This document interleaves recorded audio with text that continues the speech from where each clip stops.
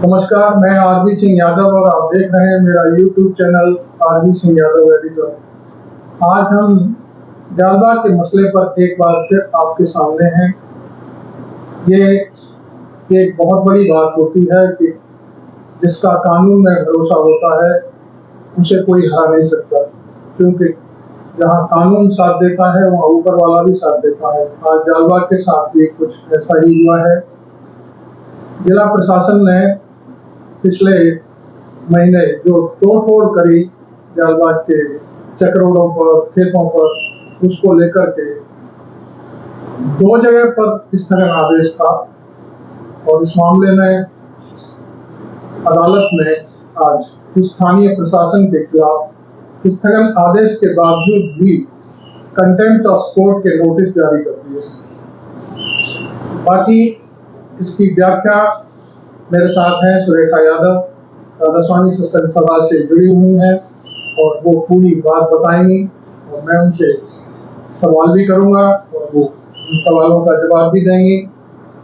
तो सुरेखा जी बताइए, आज माननीय हाईकोर्ट में क्या प्रक्रिया हुई है, थोड़ा सा जानकारी दीजिए। जैसे हमने सुना है। नमस्कार। हम शुरू से ही जालबाग निवासी जो है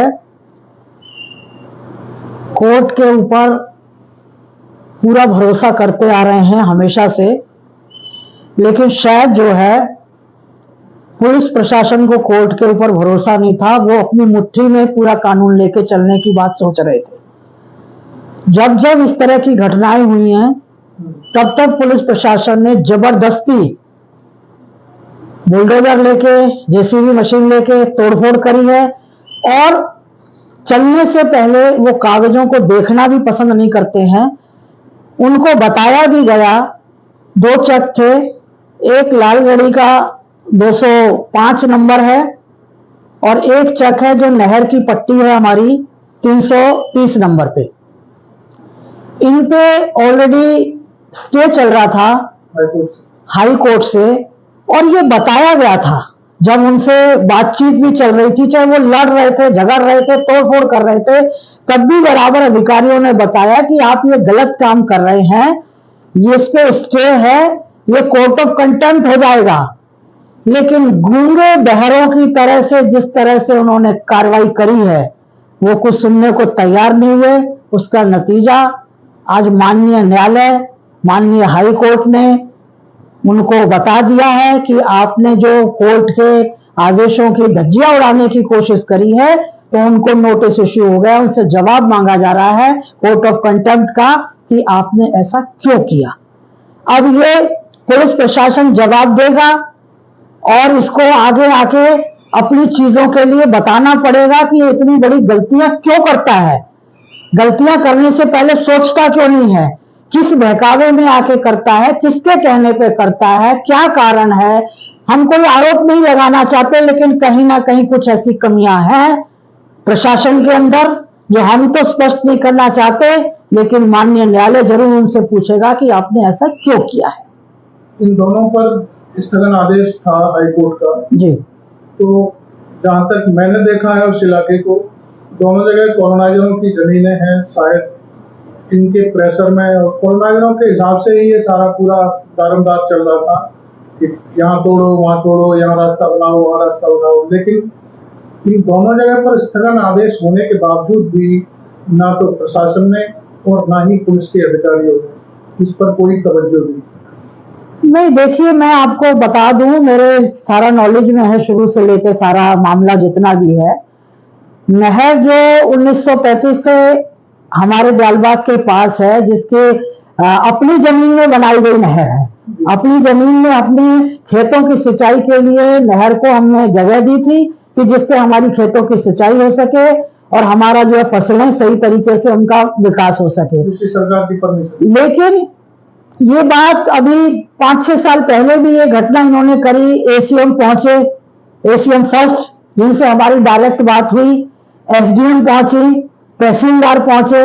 हमने उनसे बराबर उस समय भी कहा कि आप इसको तोड़फोड़ मत करिए, ये नहर की पट्टी है, ये जो है जाने आने का हमारा जो है खेतों को नहर को संभालने वाली पट्टी है दोनों तरफ, जो दयालबाग में भी इधर भी छोड़ रखी है, इधर भी छोड़ रखी है, और उनको बताया कि इस पे जो सिर्फ ग्रीनरी इसलिए करी गई है, हरे भरे पेड़ इसलिए लगाए गए हैं कि जिससे हरियाली बनी रहे, वातावरण शुद्ध रहे।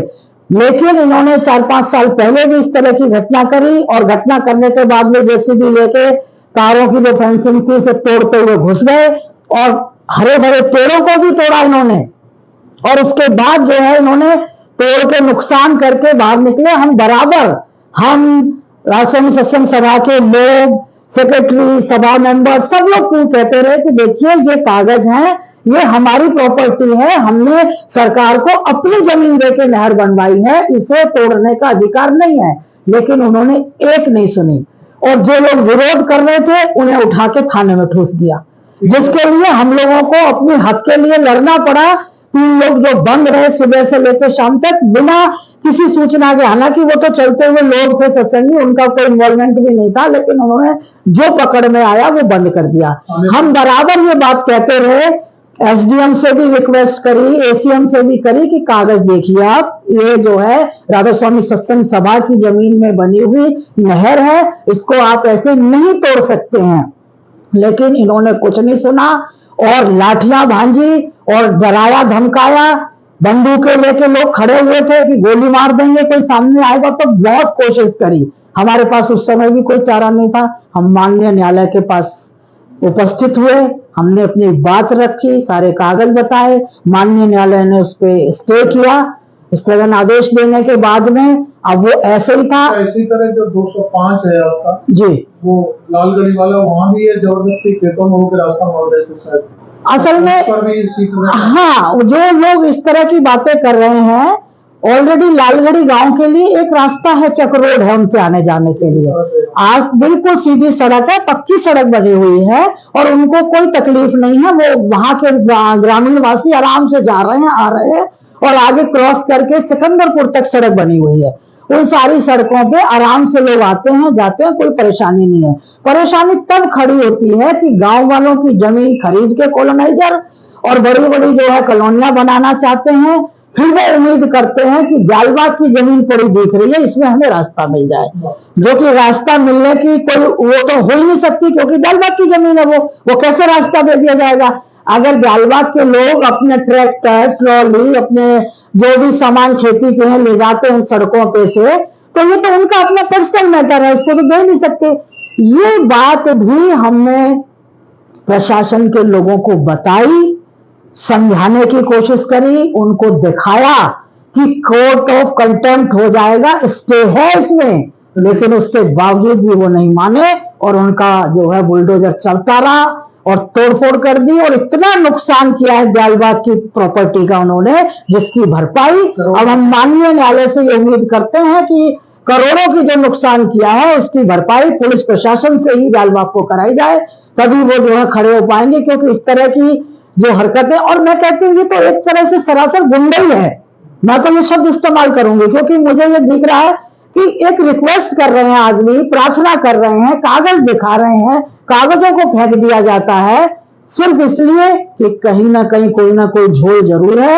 ये प्रशासन के लोग जानते हैं कि किस झोल के कारण उन्होंने ये काम किया। मैं अपने मुंह से नहीं कहना चाहती, माननीय न्यायालय में तो इनको जवाब देना ही पड़ेगा। अच्छा, कोई और आज एक ऑर्डर और हुआ है, कुछ एफआईआर थी जो उनको लेकर? जी, जो इन्होंने एफआईआर उन दोनों में करी थी, जब इन्होंने 23-24 की घटना जो करी थी, एक तो इन्होंने बहुत बड़ी धोखेबाजी भी करी। एक बहुत बड़े अधिकारी डायरेक्ट हमसे बोल रहे थे, कह रहे थे धारा 144 लग रही है, उधर कोई नहीं जाएगा, जिसकी संपत्ति को आप तोड़ने जा रहे हो उससे पूछोगे नहीं, उसको आदमी वहां साथ नहीं होंगे, लेकिन आपने धारा 144 का डर बैठा के, और डिक्लेयर कहीं भी नहीं था, कुछ भी नहीं था। हमने पूछा कि कहाँ है, कब इसका वो किया आपने, धारा कौन से अखबारों में निकला या कहाँ पे हुआ, वो हमें बताइए।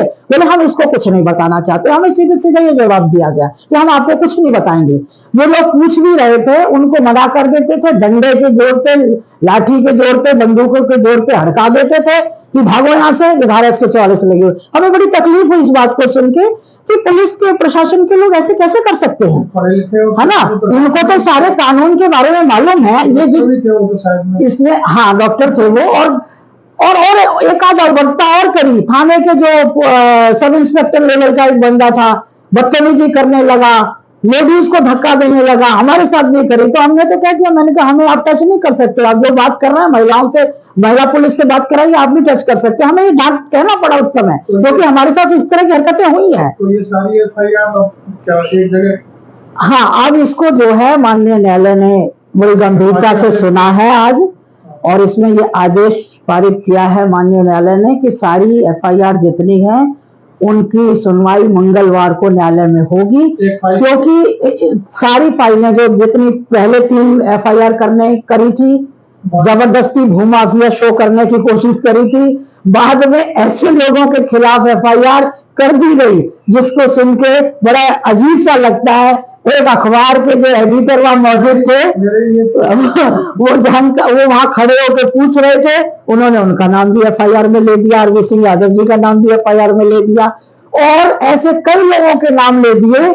मैं तो आपको ये स्पष्ट करूं, कुछ लोग वहां उपस्थित भी नहीं थे, पता नहीं कौन सी कहानी बनाई, कौन से पुराने इन लोगों ने दुश्मनी निभाई पुलिस के लोगों ने, कि उनके नाम भी ले दिए। वो किसी वजह से आगरा से बाहर थे या थे नहीं, लेकिन यहाँ पे उन लोगों के नाम भी FIR कर दी। उसके फादर का नाम भी नहीं है FIR में? नहीं, किसी का भी इनको जानकारी नहीं है, सिर्फ हवाई बातें हैं, सिर्फ लोगों को डराने धमकाने के लिए।